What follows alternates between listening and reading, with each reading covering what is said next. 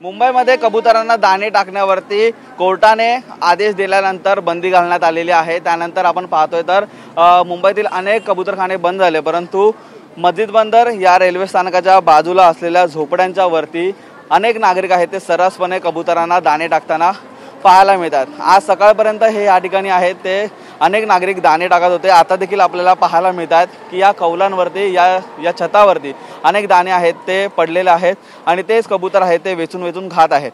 परंतु या ठिकाणी अनेक नागरिकांनी तक्रार देखील केली की या ठिकाणी दाणे आहेत ते अनधिकृतपणे विकले जातात।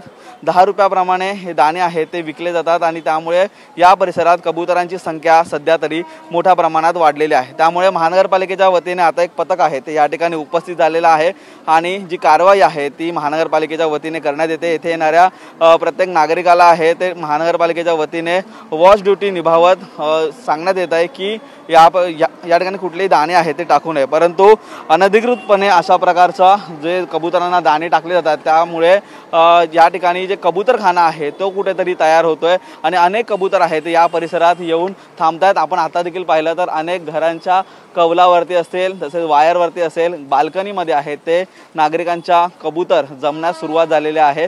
त्यामुळे या ठिकाणी कोणीही कबूतर टाकू नये त्या अनुषंगाने महानगरपालिकेच्या वतीने जी कारवाई आहे ती आता करण्यात येणार आहे। परंतु कोर्टाच्या आदेशानंतर देखील या ठिकाणी मस्जिद बंदर रेल्वे स्थानकाच्या ह्या ब्रिजवरती अनधिकृतपणे हा जो कबूतरखाना आहे तो सुरू ठेवल्याचं चित्र आहे ते पाहायला मिळत आहे। व्हिडिओ रोशन सोबत निखिल चव्हाण, TV9 मराठी, मुंबई।